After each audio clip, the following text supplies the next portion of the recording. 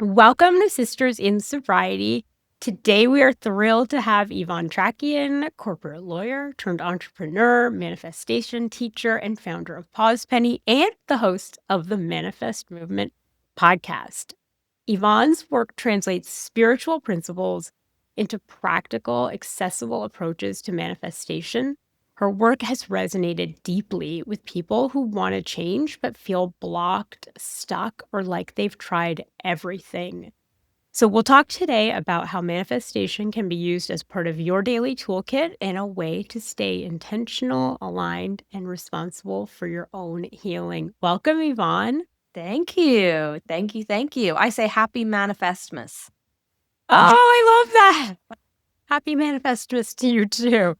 So, can you share a little bit about your background and how you went from corporate law into the world of mindset, manifestation, and personal growth? Yeah, so I was telling you before that we turned on that I grew up in LA, but I'm from Ireland. So I'm from the west coast of Ireland in a place called Kerry. And I became a corporate lawyer. But in May of 2020, I had a little girl. Her name was Polly, and she passed away during pregnancy at 5.5 months pregnancy. And that was the point at which I started questioning what I wanted to really do with my life. Now, I've always loved being a lawyer. I really do love law. So it wasn't like I hate my job. I want to do something different. But what it was more about like, who do I really want to be in this world? And I remember that when I was going through that time for me, which was grief, I went back to the number one thing, which was gratitude. And I started just practicing gratitude daily, but I could only write one thing a day. So I created this gratitude box and then I created a manifestation box. But I really was only creating it for myself. I was lucky and blessed with the fact that I could have a friend with a business that helped me create it and do the branding of it. Like, obviously, that's expensive and not everybody would be able to do that. And then she asked me, how would I monetize it? And I said, I'm not going to monetize this. But then it just spiraled and spiraled. And I started the podcast and I started the manifestation challenge. And it's just grown and grown. And I've had events and the events have been with other very big international manifestation coaches and they've sold out. And I just feel like, when people say, if you do what you love, you'll never work a day in your life. And I'm like, oh my God, it's so cliche, but I actually feel exactly like that when I talk about manifestation. And a lot of people say to me on my podcast, the Manifest Movement, they're like, how can you just go in and talk for 20 minutes on a subject on manifestation? I do not prepare for my podcasts. I do not think about what I'm going to say. I just go into a studio and I'm like, okay, what's coming to mind? What's coming up this week for people? What are people asking me? What are people asking me this week? And then I just start talking. I don't have notes. I just talk. Same with my events. So it's just something I really love. And I also just want people to know that, you know, you are creating your reality with your thoughts, your feelings, your beliefs. And, you change your thoughts, you change your life. And it's not like my journey has been, you know, so easy. I had 3 miscarriages before I had my son, which were totally devastating for me. I had a loss of a baby at 5.5 months. I told you before, I had lots of health issues. I had a heart operation that didn't go the right way. But yet I still knew that everything always works out for me and everything will always work out for me when I have those tools the manifestation tools in my toolkit. You know what I mean? Um, so yeah, so that's kind of how it all began. It began with grief, really, with the loss of a baby. And then I now I can look back and think, wow, like that was the point at which my whole life changed. And I feel like that was the most devastating time of my life, but it was also the most transformational. Yeah. When do you think it started to change this manifestation as a practice into more than just a personal curiosity? Oh, I've just manifested so many things in my life. When I was 18, I was given the book The Secret by my uncle. I lived in Ireland at the time. I moved back when I was 13. He lived in LA, but he's Irish, and he came home and he said, "This is the book, The Secret, and you should definitely read it." And I read it and I was like, "This is me. This is totally who I am. This is how I behave. Like, that is who I was." And I just had a fierce belief in myself, and I had a fierce belief in possibility. And I think I've always been one of those people that would say, if I'm gonna do something, I do it. Like, I don't faff around. I don't know if they use that word in the States anymore, but, like, I don't, like, dilly-daddle, Yeah. like, I go for it, and I have this delusional belief in myself. For example, a colleague of my husband said, "Oh, I follow Yvonne and I love her stuff, but I think she should back herself more." And my husband started laughing, and he said it to me, and the two of us started laughing. We were like, "Listen, I think she should, I don't know what kind of impression you're getting, but, like, I am delusional to the highest order." Like, so, but what I would say is a lot of things started to add up. Like, for example, um, when I had the heart operation and they told me that there was a very, very small chance, 0.1% chance of nicking a vein in my leg, that was one of the risks. And I was like, if it's rare, it happens to me. Don't tell me about the risks. I don't want to know. And then it happened. And then the doctor, the vascular surgeon, kept saying to me, "You're so unlucky. You're so unlucky." And I kept repeating to myself, "I'm so lucky. I'm alive. I'm so lucky." And I asked him, could it heal itself? And he said, "No, that would be a miracle." And I started to visualize, and then the hole was still there. It was still there. It was still there. And it was gone. Right. So that was like the first miracle that happened. The hole was gone. But when I was pregnant with my son, I had an emergency section and he was on the cord. And my obstetrician said to me, "Oh, wow, I'm really glad that we had an emergency section because he was on the cord." And I said to her, like, what would that have meant? Like, if I gave birth to him naturally? And she said, 40% chance of death or disability. And I remember specifically saying in the moment to her, "Oh my goodness, next child is going to be a section. This cord, I became obsessed with the cord." And Polly, the baby that passed away, died due to a rare cord incident. Right. And now most people are going to be like, "Yvonne, you didn't create this. You not creating." And I think your thoughts are so, so powerful. So then that happened. And also, one of my biggest manifestations, the point at which I became like, I have zero doubts that we can create, do, be, have whatever we want, was after I had my miscarriages, I decided that I was gonna have twins, 2 boys at Christmas. And I'd go around, like, believing this. I even told my friends, they'd be like, "Oh, I hope you're okay." And I was like, "It's all right, I'm gonna have twins." And they would be like, "All right, Yvonne, whatever, I'm manifesting twins." And so I had my little boy, I had my little girl, but I was singing "All I Want for Christmas Is the You Baby" by Mariah Carey, and I would sing "All I Want for Mm. Christmas Is 2 babies." And I would dance around the kitchen and I'd say this to my husband, pre-kids. But then I got pregnant. 4th time I got pregnant was with my boy. Then Polly passed away. Then I had Penelope and I was done. I was like, "I am done, done, done, done, done." My husband wanted a 3rd child, so I said, "Okay." And I got pregnant naturally, and it was twins, and it was 2 boys, and they were due in January 2023, and they came on Christmas Eve. And that was the point at which I was like, anything is possible when you believe, but it's the belief part. It's the believing Yeah. that it is possible. And we have so much childhood.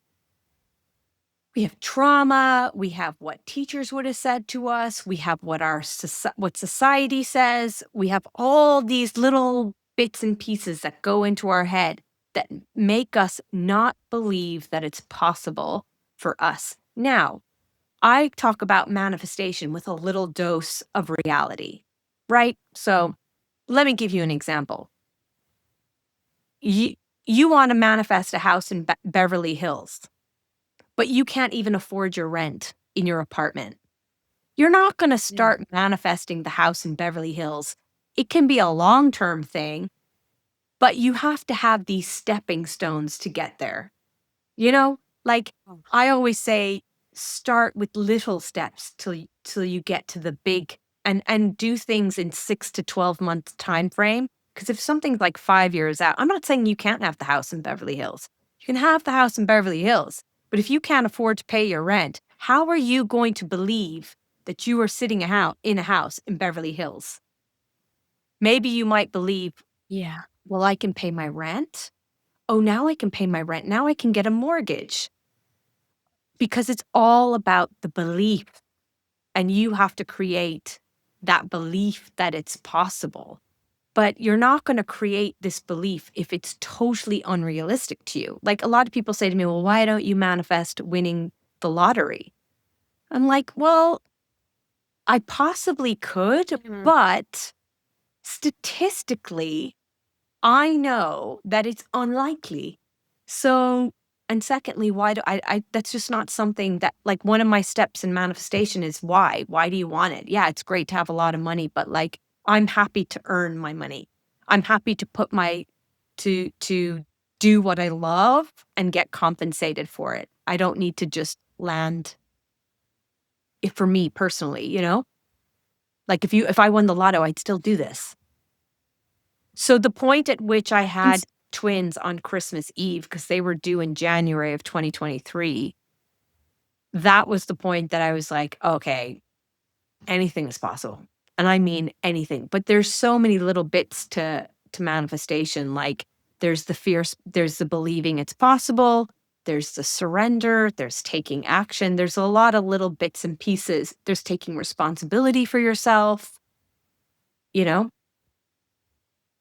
yeah, and this is why I was really drawn to your work was that you do talk a little bit about if you feel stuck, even though you're doing all the right manifestations, here might be the reasons why. And so, what is the difference? I think the lottery example is a great one of like performing a manifestation routine and actually being aligned with Yeah. your manifestations. I'll give you an example. I really wanted to manifest a soulmate. So I really wanted to meet somebody. And I was working in a law firm, and I was working until 2 or 3 o'clock in the morning and on M&A deals, so massive deal. And then I'd get up and I'd go exercise, and I'd do this over and over again. And I would work every single weekend. And I would go to bed at night with a fake engagement ring on my finger. And I'd be like, I am manifesting a soulmate. Universe, send me. I didn't have time for a soulmate. I didn't even have time to wash my hair. I am not in alignment with it. And then I noticed myself saying these things, which I didn't even realize. Oh, I'm never going to meet anybody when I'm working these hours. I'm never going to meet anybody working these late, long law hours.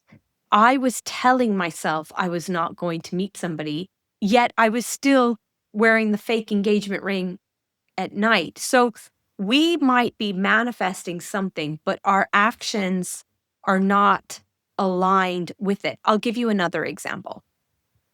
This happened the other day to me. And this is totally a big, big culture difference from between Ireland and the US as well. And it is about money, right? Like the US, it's like the land of the free, the money, show me the money, universe, show me the money. We get like uncomfortable talking about money in Ireland, right? It becomes uncomfortable. The number one thing people want to manifest when they do one of my manifestation challenges is always more money. Always. It's always more money. And I have noticed that firstly, people will start complaining about money. Listen, you might be broke. I was broke too. I had to manifest a euro before my one of my paychecks, which is a dollar. Um, Yeah. and they would say, "Oh, it's so hard to make money. Everything's so expensive. Another damn bill. Oh my goodness, that is not helping." Right? So, what they're saying to themselves. But the other thing, which is interesting is, let's say someone wants to buy you a coffee. And you're like, oh, no, no, no, no, no, no, no, no, no. No, let me buy you lunch. No, no, no, no, no, I'll pay myself. No, no, no, no, no, no. Like you are pushing away. That is money. That is your $20 lunch that somebody wants to gift to you. And you are asking the universe, I want more money and abundance in my life, but you're pushing it away. So I had to go to a really nice hotel on Friday of last week. And I remember last year I did a big corporate talk and I got lost, right? I got lost. And I remember thinking to myself, I had to pull over, call a cab and tell the cab, listen, I don't even want to get in your cab. I just want to follow you, right? So it was the easiest money he's ever made because I didn't want to be late for my corporate event. And I remember thinking in the car, when I make it big, I'm going to have a driver. And simply because it's efficient, right? So I'm thinking I'm gonna have drivers. So anyway, I have to go to these board meetings and the assistant to the CEO says, would you like me to get you a car? I'm like, oh yes, 5-star life. I would love for you to get me a car. Because it's an hour outside Dublin and I will likely get lost and I don't want to be late for my board meetings. So I get into the car and the driver is super nice, a guy named Robert. I'm in his really nice car. There's, luxury seats, everything you want there. And he asked me what I do. I tell him I'm a lawyer, but I also do manifestation and all that, right? And I tell him like one of the biggest things, he's asking me kind of like, what are the biggest things people are manifesting? And I said, money. And he was like, oh yeah, okay, understand that.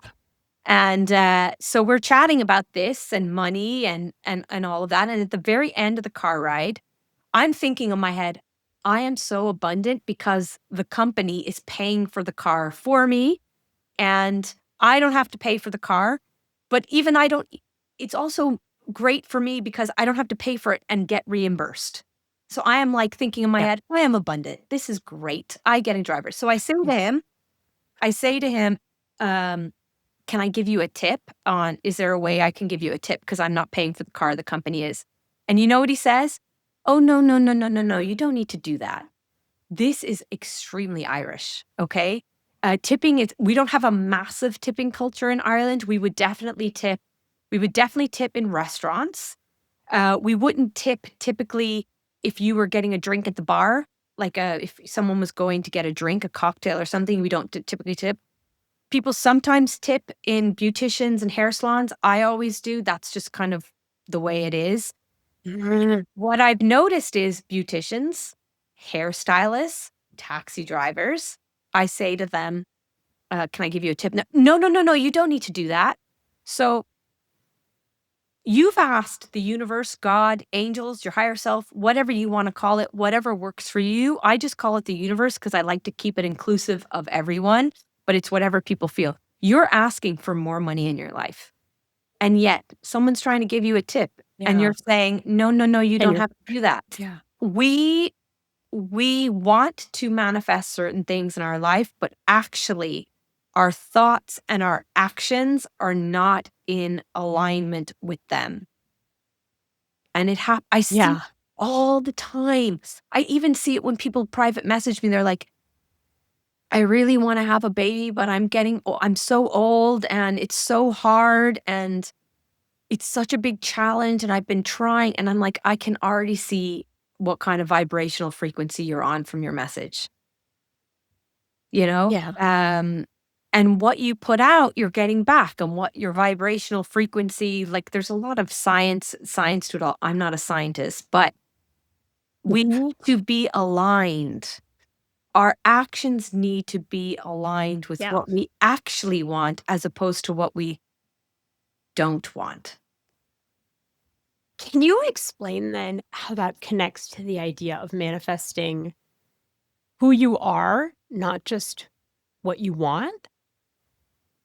Yeah, I think that it's a really good point. It's like when you're manifesting, you don't manifest what you want. You manifest who you are and how you show up in the world, right? So I always say manifestation is a fierce belief in possibility and a fierce belief in yourself and your self-worth. So It's really is a journey, because if you want to manifest, I don't know, a soulmate or a partner in your life, that's what you want. But who you are is the person that is accepting shitty behavior from men that you're dating or women that you're dating, or who you are is saying, "Oh, I'm too fat. Nobody's going to date me." Or who you are is someone that doesn't have their own self-worth because this person is not texting them back, not, and they're chasing them, and they're cheating on them, and they're still accepting this sort of behavior. So you are going to manifest what you are accepting into your life as opposed to what you exactly want. So you have to become the person that shows up and has it and values themselves and has the confidence to be like, I'm not tolerating this. I'm not accepting this. And it comes across in everything, in all walks of life. It comes across from, you know, like, the more you people please, the more you are people pleasing, you're gonna just get more back of that. Like, if people say, "Oh, will you come out on Friday night?" And you're like, "I really don't want to because I'm burnt out. And you're just like, "I better go because I have to." It's like that you are not being your total authentic self there. So you have to I always like to look at, like, you have to look at the whole person, who you are, how you behave, how you think, how you react to situations. Like, for example, and I think everything in life is a huge, huge lesson. Like, it's a lesson for us to look at ourselves and look at the situation and say, what is this trying to teach me here? And this happened like just a couple of months ago. I went home to my family home and my sister was there. My sister is a recovering addict, and she was just maybe a couple of months out of rehab. And we just got into a big argument. We just got into a big argument and we started shouting at each other. And she had said something, some things like, "Oh, you think manifestation is magic." And when you go for manifestation and you start saying that sort of stuff, like, you come for me, like, I'm like, hello, I've had neuroscientists on my podcast. That is not what I think. Like, that is not, I'm the person that takes action. But, and then what did I do? I reacted and I got angry and I blew up and I blocked her from everything. And I'm 42 years old. Like, Yeah. and then I realized afterwards, I was like, you are allowing somebody else to trigger you. That's not what you should be doing. They are not allowed take space up in your brain. I get a lot of people contacting me like, my mother-in-law, or this toxic work colleague, or my sibling, or my mom is a narcissist, or my brother is a narcissist. And it's constant. And I just say, you've got to let that go, because I have this new kind of line, and it's expect it, accept it, and move the F on, right? So expect that they are going to behave in this way because that is who they are and you're probably not going to change them. Accept it. Accept this is the way they are. Your son's father is a narcissist and he's always, not showing up on time. Instead of, like, calling all your friends and, like, he did it again, he's done this again, Mhm. and he's such an asshole. And fair enough. You've come to him and you've said, listen, I don't like this. I don't like this sort of behavior. I don't like you treating me like this. I don't like you teaching my. You say it once. If they don't get it, you have to accept that that's who they are. And I think if there's a level of acceptance, you move it out of your brain and you're able to move on. But the more we stay in a position of going around and around and around from what people have said or done to us, we're just killing our own vibe. We're just Yeah. killing our own vibe. So I always say, look at your whole self. What are you what are you doing on a daily basis? How are you reacting to situations? How are you letting other people consume your thoughts? Are you yourself your worst enemy? Do you have your own inner, like I interviewed a Stanford researcher. She's amazing, Emma Seppala, and she talks about the inner terrorist, which is our own inner voice. What are you saying to yourself? It's so hard. I can't do that, but this, but that. It never works out for me. So I think we can allow other people to take up space in our heads, and we can have our own voice, which is not conducive to manifesting what we really, really want. Yeah. And how does that sort of setting the expectation and accepting that, how does that kind of alter our reality? I think that once you expect it and accept it, like, it's kinda like the Mel Robbins "let them" theory. It's just like, you've accepted it, you can move on. Like, if have you ever been in a situation where somebody has really annoyed you and you've talked to your girlfriends about it, you've texted your girlfriends about it, now it's a story with your siblings, it just keeps going and going, and at some point, you have to draw a line in it because all it does is it lowers your own vibe because now you're Yeah. angry. Now you are angry and you go to the coffee shop and they don't have, the almond milk. And now your day, and now they don't even have almond milk and everything is going. Whereas if you just let it slide, you're like, oh, well, they don't have almond milk. You know what? This is a really good opportunity to try a different oat milk, or I'm gonna get it gives you it just changes your reality and your perspective. And we know from neuroscience, right, that our brain focuses on what we focus on, our brain tags it as important to us, right? So it's called value tagging. So, and selective attention. So, like if you say today, like I say, if I see a red Tesla, it's a sign, and I know I need to get my nails done. Look at that, folks. They're a disaster. Anyway, if I see a red Tesla, I'll say, beep, beep, I'm going global. It's my sign to like lift my vibration. But all of a sudden, there's not more red Teslas on the road. It's the fact that I've told my brain I want to see a red Tesla. But if I'm annoyed at somebody and I leave the house and it's raining and I'm pissed off because it's raining, I don't see the red Tesla. That is the way it works. And all of a sudden, little tiny things just set you off. And then you start to get annoyed with all the little things in your life. So it's becoming that person of becoming aware of your thoughts and how you were reacting to people and having that ability to be like, I'm going to cut it out and I'm not going to focus on it because it doesn't serve you at all repeating those shitty stories in your head. We like to repeat these shitty stories. Oh, and he did this to me, and then she did that, and he said this, and he did that. But you're just ruining your own vibe. Is that how I say it?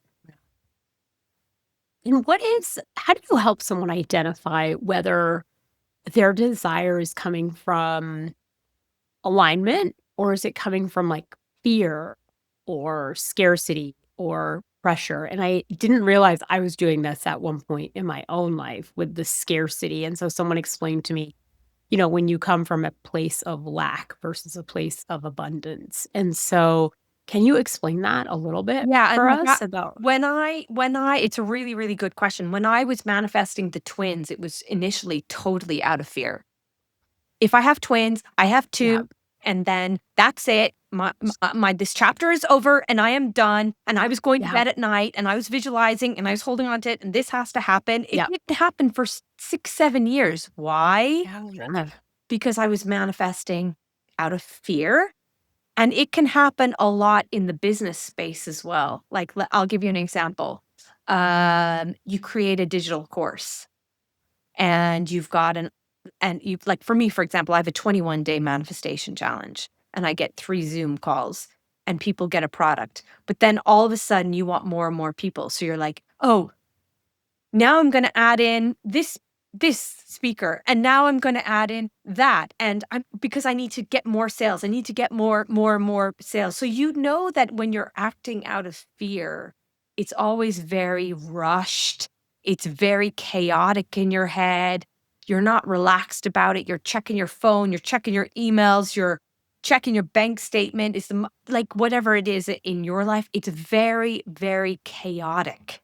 Whereas when you're in alignment with it, there's no timeline, there's no how, there's no when. You're just way more in the flow, and you can listen to your intuition a lot more because when it's fear-based, it's very hard to actually listen to your inner voice and be like, "Am I on the right track here?" Because it's just crazy. It is just crazy. You know yourself when you're in that stage of like, "I've got to do this." It's almost overwhelm, panic, chaotic voice that we can hear in our head, as opposed to, "Oh yeah, like this is just I am just in the present. I'm enjoying life. I'm doing my thing, and I know everything's going to work out for me effectively." Yeah. And as we start to kind of think about, because we are sisters in sobriety, people in recovery, I know a big part for me of getting sober was I realized I was totally disconnected from my intuition. Um, Somehow the alcohol had just drowned my intuition, and so it was really hard to find trust in myself after that. What is the difference, or what is the connection between intuition and manifestation, and how can we reconnect with our intuition? Yeah, well, firstly, I think like there's an amazing, amazing neuroscientist called Dr. Tara Swart, and she talks a lot about intuition and manifestation. She talks a lot about manifestation and signs. She's absolutely incredible.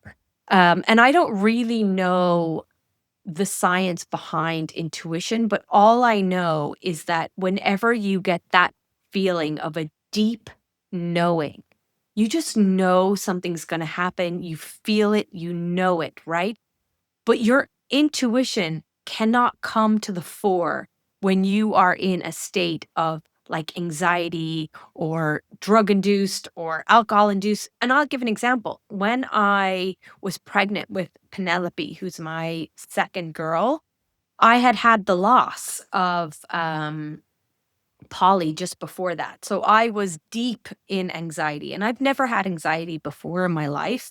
I've always been quite like never had anxiety, but I was in the hospital every other day, being like, "I need a scan. There's something wrong with the baby." Like, I couldn't hear my own voice because there was so much stress and anxiety there. And like alcohol, drugs, it impacts the brain, the body, everything. How are you supposed to trust and listen to yourself and listen to that voice when that voice is telling you, "I need another drink. I need to smoke weed. I need to take coke because this is the only thing." Like, you don't know what voice is talking to you. And now I've never been an addict, so like I don't know exactly what I can only imagine that the voice is telling you, "Oh, this will make everything better," and how can you trust that when you know logically, "But hold on a second. It might make it better for a couple hours, but then I feel like shit tomorrow morning because 'cause I'm tired and I'm cranky and I can't get out of bed and I've missed my gym session." You lose all trust in yourself. Why? Because you let go of all your commitments. "Oh, I didn't get to work on time. Oh, I missed that meeting with my friend, that I had to cancel on them, or I missed the thing. Oh, I said I was gonna start working out and get fit and healthy, but I've snoozed every single morning." Like, how are you supposed to trust yourself? You'll never trust yourself Yeah. if you are if there's this alcohol induced or drug induced because that it's just going to change your brain. It's going to change the way you think. These things aren't going to become important to you. But then you start to realize, "Oh, I've skipped the gym that I said I was going to do. Oh, I missed the work that I said I was going to do. Or this client now is not happy with me." I don't know if that makes sense, but it's like you're you can never fully trust yourself if you're taking these substances and you're breaking all these small little commitments to yourself. Mhm. Yes, that makes complete sense. And so, what then is the role of accountability in manifestation? Oh, the reason why I love manifestation so much is because it's all me and I can trust myself. Like I told myself, you know what? You have not been prioritizing the gym. You need to make it a priority because your health is priority. So what did I do? I got up at 5 a.m. this morning. The gym doesn't open till 6. We're doing a abundance challenge on with my WhatsApp group. And I sent them a little voice video call on my WhatsApp group. I banged out an email and I got myself to the gym. And I told Yeah. myself, I'm going to go. I make those commitments to myself. I take accountability. I take responsibility. If I say it is time to go back to the gym and be committed and do it, right? Then I do it. Because if I can't do the little things that I tell myself, how am Yeah. I going to believe in myself that someday my podcast is going to go global and I'm going to write a book? Yeah. You have to be able to trust yourself. You have to be able at some point to take responsibility and accountability for your own life and stop telling yourself the shitty story. At some point, we have to move on from that shitty story, but I'm a single mom and it's so much harder for me. And he treated me this way, or I didn't come from money. Like we can keep telling, you can either stay in your misery or you can make a decision today. That's it. That's it. No more of my bullshit. I'm taking responsibility Yeah. for my life. I'm going to start making some changes. Is it easy? Maybe not. Maybe you have a lot of work to do. That's okay. But will you get there? Yes, you will get there. And sometimes it just takes a little bit of time, but like everyone needs at some point to take accountability and stop blaming other people, you know? Yeah, and I think also another thing for people that have struggled with substances is this sort of need to, like, numb out, right? And so can people in recovery start to use manifestation as a form of spiritual bypassing to avoid hard emotions? I mean, I think that if you bypass your emotions, they're going to catch up with you Mm. eventually, and they're going to catch up with you in a different way. Like for example, after I had the loss of the baby, I went straight back to work. Um, I found out on Monday, I had her on the Wednesday, I was in the office on a Friday. I used work as my addiction. Still am a little bit like that, but I used work as my addiction. And then when I had Penelope, the baby, I had her afterwards. I remember 5 months in, I was just I just wasn't happy. I just wasn't happy and I knew that I had to process everything. I had to let go. I really had to let go of a lot of shame. And you might say, shame? What do you mean? And like, it's kind of similar to addiction. There can be a lot of shame around addiction. And like for my sister, for example, she's kind of like, well, my sisters are successful. My brother's successful. And I've got Mhm. this. And I'm the black sheep of the family. And I'm always the one that causes all the problems. And I'm the one that got pregnant out of wedlock, and I'm the one that was found drunk at the side. I don't know. And I'm the one that was caught for drink driving. Whatever it is, there is shame. There can be shame, can come in many different ways. And for me, it came through why can't I have a baby? Why can't I? Why are all these other women able to have a baby and I'm not able? And now it's happened to a baby at 5.5 months. So I do think that if you push your emotions down and try and bypass them, they will catch up with you. I knew I needed to deal with it a little bit later on in my life, after I had my other little girl. That I was just there was an unhappiness. I hadn't dealt with it. I had kind of pushed it away. I think we need to acknowledge our emotions for sure. We need to understand them, but at some point, we also need to move on. But I do think manifestation Yeah. as as a whole is can be really helpful in recovery in the sense that daily gratitude. Like that's one of the things that I really teach, like a grateful heart is a magnet for miracles and manifestation. I am grateful for another sober day. I am grateful for my sponsor. I am grateful that there are AA meetings. I am grateful that even though I would love to have a drink right now, there is support around me. I am grateful I am alive and this didn't kill me. Like a lot of people, that it actually took them off this planet Earth, right? So always going back to gratitude.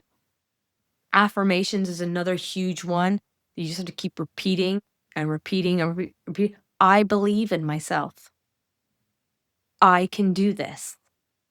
I am strong and capable. Like whatever really feels, and you might initially say them and be like, oh, I'm not strong and capable, but you are. I am loved. I am worthy. A lot of people don't even feel like they're worthy of like financial abundance or riches. And a lot of people, Yeah. you know what was really, really fascinating um, was I went to Gabrielle Bernstein, who's a big, big, big spiritual teacher in the US. And she had her story is addiction. And that's how she came to this spirituality, right? And for me, a lot of the people that kind of follow me is people who want to manifest having a baby because that's my story. That's where like I can really relate to people. I know how hard it is. I know the struggle. But Gabby can really understand the addiction space. She really can because she was there. She was in it, right? I don't understand it as closely as her because I've never been in the alcohol or substance abuse space. Although I have a sister who's in that space, and she got me kicked out of my apartment once. I had to drive to Dublin for her once. I like got in fights with her. I had to visit her in rehab. Like I've had that life. But one lady at the event in July of 2025 in Ireland, Gabby came to Ireland, said, I've been in addiction and I really struggle to forgive myself for all the things I did while I was an addict. Now, while you were an addict, you might have stolen money. You might have had sex for money. You might have, I don't know, you might have treated people really badly. You might have neglected your children. And there's a lot of shame around that, and there's a lot of, um, you need to get to a place where you can forgive yourself because you weren't in the right mind, you know? So, I don't think we should bypass any of our feelings. I think that we need to acknowledge them, accept them, work on them, but at some point, you need to let go of the story, like I'm the addict, but I'm an addict, but I'm an I mean, at some point we need to Yeah. like move forward. Move Yeah. forward with what we tell ourselves. Like I said something recently to my sister about something and she was like, "But I'm an addict." And I'm like, "Okay. I'm sorry. And I haven't been there. And I know you keep telling me that I don't understand because I'm not in the space. But at some point, you have to stop using that as your excuse. And I don't know if I could get killed for, not killed, but like for saying something like that because that was something that I was worried about that people would be like, well, she doesn't know because she hasn't been there. But it's No, not about making excuses, just like, people like single moms contact me like, "Yeah, but it's so hard for me. It's hard. It's hard." I'm like, "Yeah, but you know what? At some point, you have to stop telling yourself that story because yeah. there's a lot of amazing, successful single mothers. I'm not saying it's not harder for you. Listen, I'm in a two-family relationship. I have a husband. He is phenomenal. And I wonder, how do these single parents do it? But at some point, you have to stop telling yourself the shitty story, stop identifying as the addict, the single parent, this, that, or the other person, and start moving forward, accepting your past, acknowledging your past. But it's time, at some point, it's time to to move on. Yeah, and I'm familiar with it too. I have a brother who, is also an addict, and whenever you question him about his life choices, he says, "Well, I'm an addict." And so I look at it differently, which is and I said this the other night. I said, it sounds crazy. I feel so lucky that I got to be an addict, right? Like I feel Yeah. so lucky that I don't have to wonder about certain things. Like I don't have to make a decision whether or not to have a drink at a Christmas party. I don't have to wake up the next morning and wonder if I said something stupid. So I sort of look at it as a gift, right? And I got to learn all these awesome things from it. And no, I don't think it's an excuse for every choice you make in your life after that moment. But I do think that some people do lean on it, right? They're like, I'm an addict. What are you Yeah. gonna do? Yeah. Yeah. And so can you describe your 21-day manifestation challenge and why do you think that structure works? Okay, so there's a lot of people who say that you have to break a habit in 21 days, which I don't actually think that there's any science to that really. Um, I think that for me, manifestation is a lifestyle and it's who you are and what you do on a daily basis. Like, do I have my coffee cup here? I don't have it here. But on my coffee cup, it says, something good is going to happen to me today. I write on my coffee cup every single day. Every single day, I'll write something on my coffee cup. I'll wake up to an alarm that says, I am grateful, luckiest manifester ever. I'll like set alarms in my phone as reminders. When I make breakfast for the kids, we are saying gratefuls. When I brush their teeth, we're saying affirmations. When I'm out in the street, I say to people like, I'm a vibe, you're a vibe. Like, I'm like, this is what I'm thinking in my head. When I tap my card to pay for food, I say, I am abundant, even though I'm paying them, right? So I've created all these very, very simple things that you can do in your daily life to just raise your vibrational frequency, to get you in the habit, in the mindset of becoming aware of your thoughts. Because some people don't even realize they're saying things like, I'm so tired, I'm so sick, it's so hard. But when you take it back to practicing gratitude daily or affirmations daily, it actually makes you become aware of what you are saying, right? So, the 21-day manifestation challenge, I personally believe, is unlike any other challenge because I am there with you. I do it with you. So, we do 3 Zoom calls. The first one starts on January 4th. Not sure when this is coming out, but this first one's on January 4th. And then we start on the 5th, right? And then the following Sunday, I have the second Zoom call and then the third Zoom call. So the first 7 days, we do my 7 steps of manifestation. Now, what I get you to do is in my manifest challenge is just to pick up one thing that you're manifesting, like the soulmate, the baby, the dream job, abundance, health and healing, be anxiety free, whatever it is. And the reason is just I want to show you how much focus you need on just one thing to manifest it. Like I want to show you how much you need to focus your brain on it. So what I do is the first 7 days is the 7 steps. So every single day is a step plus a grateful plus an affirmation every day. And we have a WhatsApp group so I do the call, but then every morning I'll tell you, okay, today is day 1. This is what you need to do. Your grateful is for, I have 21 different ones. So it might be someone you love, someone you met over the holiday break, something really important in your life that you use. Like I could say, I love my earphones because I listen to podcasts. I'm so grateful for my ears so I can hear, right? Something like that. And then there's an affirmation every single day. And I'll tell you what the affirmation is. It's usually a very fun one, like, universe, show me how good it gets. And then on days 7 to 14, we do a task every day. So it could be like, uh, buy yourself the card that you would expect to receive. So I have some here. I bought myself this one. Uh, buy yourself the card that you would expect to receive. So, like, let's say you're manifesting twins. You buy yourself a card with twins on it. If you got what you wanted. This one is, I'm so happy that you exist. So maybe there might be a coach or a podcast host that gets a card from a client saying, oh my God, your podcast has helped me so much. This is a card you buy. I'm so happy that you exist.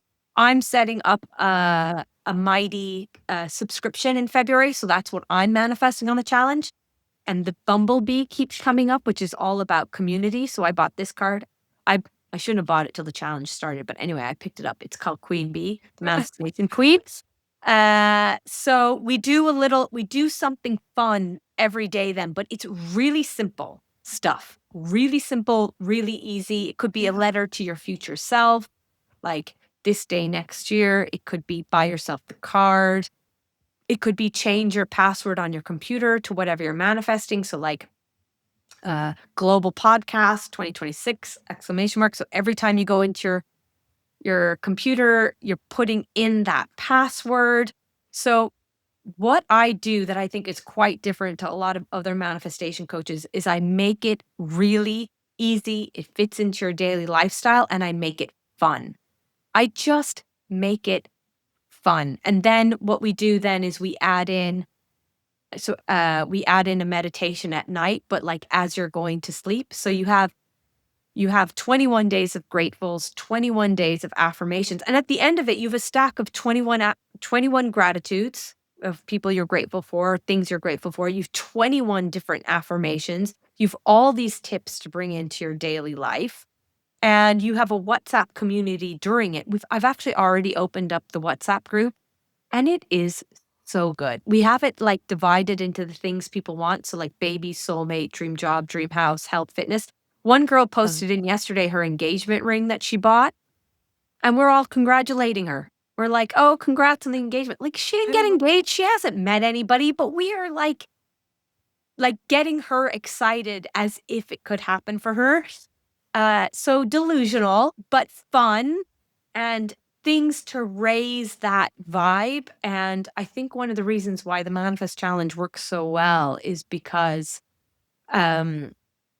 it's just a really good community. And we know from neuroscience that if you write it down, you take action and you have accountability, you're 73% more likely to achieve your goals. Now, I don't know if in the 12-step process you write it down, but you write down what you want, but you have accountability through a sponsor. There's a reason for that. So the way the Manifestation Challenge works is you're writing down what you want to manifest. You're doing your gratefuls and affirmations every day. You're doing your little tip, but it doesn't take a lot of time. Like we don't have 30 minutes to meditate or journal. If I have 30 minutes, I'm in the gym. That's what I'm prioritizing, getting like, and I'm a mom and I have 4 kids. And the biggest thing that comes up with the majority of people is staying consistent with manifestation, not having the time, not having the energy, being so busy. And I'm like, you don't need to have time because you're doing this anyway. You're brushing your teeth, you're saying your affirmations. You're going to bed, you're visualizing yourself to sleep. You're setting an alarm, with a label, a grateful. Like, so I try and build it into your life so it just becomes part of what you do and who you are instead of, okay, now you need to meditate for 20 minutes. Now you need to journal. Nobody has time. I don't have time for that. I've got 4 kids. I don't have time to journal or meditate for 30 minutes. If you have time, great, good for you. Like you've got 20 spare minutes, 30 spare minutes, but I personally don't have that sort of time. So I try and make manifestation fun. I try and give you tips that you can use in your daily life. And then I'm on the WhatsApp group with you. I'm sending you messages in the morning and the evening, and the group is really good and supportive. And we put in different things like the books and the podcasts we've listened to, and like the manifestation songs that we like. We're like, it's just like a really nice, positive, high vibes community where people get you, because not everybody gets manifestation. They just think it's woo-woo or hippy-dippy or delusional. But we're like totally happy to be delusional over here. Yeah. I love it. And I love how simple and practical you make it. And I think that's a lot of times the barrier for people. Love Gabby Bernstein. I was listening to like her 11/11 manifestation talk. And yeah, there are moments where I'm like, I think I don't get this. And but with your challenge, I get it. I get it. Yeah. I think I could do it. Yeah. And I think as well that we have to remember that we can take little bits and pieces from so many different people.